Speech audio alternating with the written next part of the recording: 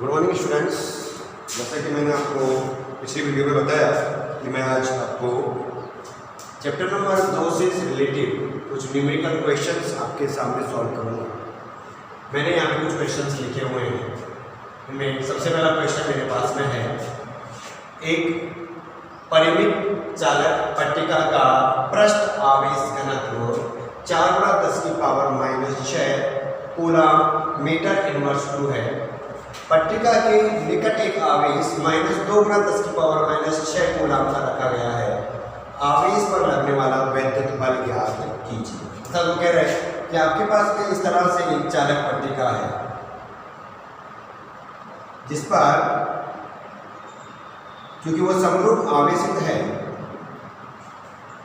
हम बात करेंगे सबसे पहले इसका दिया क्या गया है। आपको इस पट्टिका के बारे में बताया गया है, सिग्मा का मान 4×10⁻⁻6। यहाँ के सामने यहाँ एक आवेश है Q, जिसका मान आपके पास है -2×10⁻⁻6। हमें Q का मान हमें दिया गया है,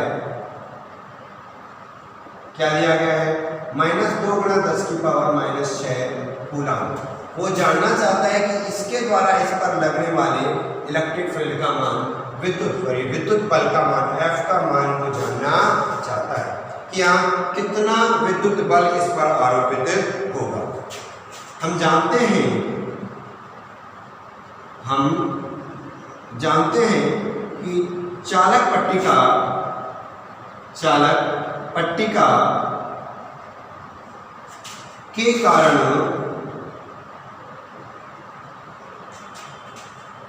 विद्युत क्षेत्र E बराबर प्राप्त होता है σ/ε0। इसे कहते हैं इक्वेशन नंबर फर्स्ट। हमें यह भी पता है कि F बराबर होगा QE और E का मान यहां पर लिखा हुआ है। तो समीकरण 1 से हम मान लिखेंगे F बराबर Q का मान इंटू E का मान σ/ε0। यहाँ लिखें F बराबर Q का मान आपके पास लिखा हुआ है -2×10⁻⁻6 इंटू सिग्मा का मान 4×10⁻⁻6 बटी ε0 8.8 5×10⁻⁻12।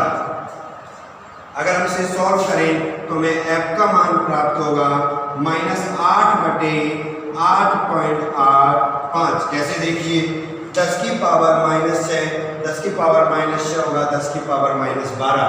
10⁻⁻12 से 10⁻⁻12 कट जाएगा तो हमें मान मिलेगा 2×8 कितना हो गया 8/8.85 आपको मान प्राप्त हुआ।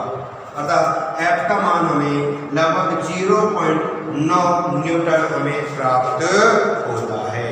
कितना मार्क होगा हमारे स्टूडेंट्स में, लगभग 0.9 न्यूटन हमें प्राप्त होगा। यह है किसी भी चालक पट्टिका के कारण प्राप्त होने वाले आवेश का मान हमें प्राप्त होता है। अब हम बात करें अगले क्वेश्चन पर। देखिए, किसी बंद पृष्ठ से प्रवेशित फ्लक्स है 400 newton metre square coulomb inverse. वह निर्गत फ्लक्स है 800 newton metre square coulomb inverse. तो पृष्ठ से संबद्ध आवेश का मान आपको ज्ञात करना है। आपको मैंने पहले जब चैप्टर नंबर 1 के बारे में हम पढ़ रहे थे तब मैंने आपको बताया था कि जब भी आप कोई न्यूमेरिकल करते हो तो न्यूमेरिकल करते समय आप सबसे पहले ये देखते हैं, ये देखिए कि उस क्वेश्चन में क्या क्या दिया गया है। जो दिया गया है वो आप सबसे पहले उसमें से ज्ञात कीजिए। तो क्या है, देखिए सामने हमें दिया गया है प्रवेशित फ्लक्स अर्थात फाई, इनका मान आपको दिया गया 400 newton metre square coulomb inverse. निर्गत फ्लक्स अर्थात फाई आउट का भी मान हमें दिया गया है 800 newton metre square coulomb inverse. तो सबसे पहले हम बात करें फाई की कि फाई कितना होगा। तो हम यहाँ से फाई का मान ज्ञात करें। फाई आउट में से फाई इनको हम घटा दें तो हमें मान मिलेगा 800 माइनस 400 बराबर 400 newton metre square coulomb inverse. किसका मान मिल गया स्टूडेंट्स? हमें फाई का मान प्राप्त हो गया। हम जानना चाहते हैं संबद्ध आवेश को, तो गाउस के नियम से, गाउस के नियम से फाई बराबर होगा क्यू अपॉन एप्सिलॉन नॉट। तो यहां से क्यू का मान हमें मिलेगा 5 इंटू एप्सिलॉन नॉट। सॉल्व करें तो क्यू बराबर फाई का मान अभी अभी ज्ञात किया है 400 गुणा एप्सिलॉन नॉट का मान 8.85 गुणा 10 की पावर माइनस 12। या आप इसे लिख सकते हैं क्यू बराबर 4 गुणा 8.85 गुणा 10 की पावर माइनस 9। 10 की पावर 2 12 में से घटा दी जाए तो हमें लगभग मान मिलेगा 3.3 गुणा 10 की पावर माइनस 9 कूलम। क्या मान मिलेगा स्टूडेंट्स? हमें 3.3 गुणा 10 की पावर माइनस 9 कूलम आवेश का मान हमें प्राप्त होगा, जो कि उस पृष्ठ से संबद्ध होता है। आगे देखिएगा, एक और क्वेश्चन यहाँ पे लिखा गया है, अनंत रेखीय आवेश से 2 सेंटीमीटर दूरी पर 9 गुणा 10 की पावर 4 न्यूटन कूलम इनवर्स का विद्युत क्षेत्र उत्पन्न करता है, रेखीय आवेश घनत्व ज्ञात कीजिए। देखिए, जब भी हम क्वेश्चन कर रहे होते हैं तो उसमें कंसेप्ट देखना जरूरी है। ये देखना जरूरी है कि वो किस चैप्टर के किस टॉपिक से रिलेटिव है। ये बात हम क्वेश्चन में से देख करके पता लगा सकते हैं। अगर आपका उस चैप्टर के सभी कंसेप्ट क्लियर हैं, आपके फॉर्मूलाज आपको याद हैं, तो आप आसानी से न्यूमेरिकल क्वेश्चन को हल कर सकते हो। जैसे अगर मैं इस क्वेश्चन की बात करूं तो उसने कहा अनंत रेखीय आवेश, मतलब अनंत रेखीय आवेशित चालक तार के कारण विद्युत क्षेत्र। ये टॉपिक चैप्टर नंबर 2 के गाउसीय अनुप्रयोगों में पहला भाग है। सबसे पहला अनुप्रयोग हमारा अनंत रेखीय आवेशित चालक तार से ही संबंधित था। अब वो क्या कह रहा था? देखिए कि आपके पास ये एक आवेशित चालक तार है जिससे 2 सेंटीमीटर दूरी पर स्थित बिंदु P पर 9 गुणा 10 की power minus 4 Newton coulomb inverse विद्युत क्षेत्र पैदा होता है। तो वो जानना चाहता है कि इस चालक तार का रेखीय आवेश घनत्व कितना होगा।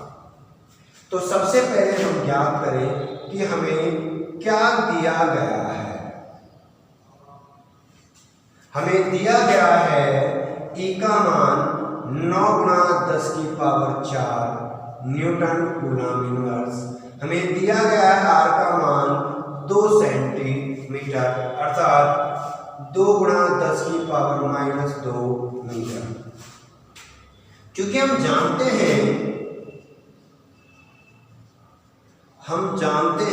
क्या जानते हैं स्टूडेंट्स हम कि अनंत रेखीय चालक तार के कारण बिंदु P पर उत्पन्न होने वाले विद्युत क्षेत्र का मान 2k लैम्ब्डा अपॉन r होता है।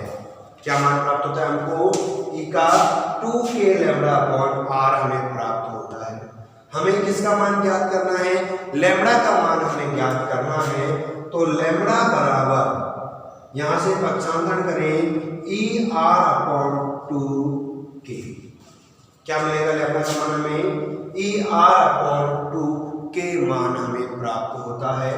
सो लैम्ब्डा बराबर हम लिखें, E का मान दिया गया है 9 गुणा 10 की पावर 4, R का मान दिया गया है 2 गुणा 10 की पावर माइनस 2 बटे 2 इंटू हमें मान दिया गया है k का, हम k का मान जानते हैं 9 गुणा 10 की पावर -9।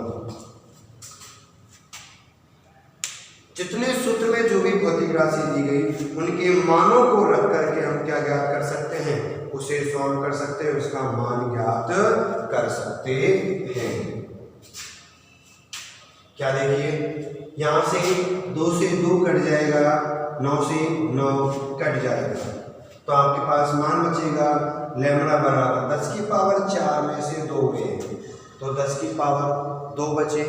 10 की पावर 9 को ऊपर लेके जाएंगे तो ये माइनस में जाएगा, 2 घटेंगे, क्या देखें 10 की पावर 2 बटे 10 की पावर 9, सॉल्व करेंगे तो 10 की पावर -7।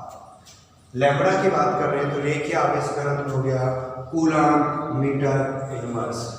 याद रहे स्टूडेंट्स, जब भी कोई न्यूमेरिकल क्वेश्चन सॉल्व करो तो वहां मात्रक लगाना आवश्यक होता है। इस प्रकार हम चैप्टर नंबर 2 के जितने भी न्यूमेरिकल क्वेश्चन हैं उनको कंसेप्ट को क्लियर करके उन्हें हल किया जा सकता है। मैंने आपके सामने कुछ क्वेश्चन उस चैप्टर से रिलेटेड करके दिए, आपको मैंने बताया कि किस तरह आप किसी भी क्वेश्चन को सॉल्व कर सकते हैं, कि बस आपको आपके चैप्टर के कंसेप्ट क्लियर होने चाहिए, आपको उस चैप्टर के बारे में अच्छे से पता होना चाहिए। चैप्टर नंबर 2 से जो भी रिलेटेड प्रॉब्लम्स हो वो मुझसे संपर्क कर इससे संबंधित जो भी समस्या उन्हें पूछ सकते हैं। हम आगामी वीडियो में, अगली वीडियो में हम बात करेंगे चैप्टर नंबर 3 को लेकर के, कि चैप्टर नंबर 3 में क्या क्या होगा और किस तरह से हम उसके अंदर विद्युत विभव ज्ञात कर सकते हैं, उसके बारे में हम बात करेंगे।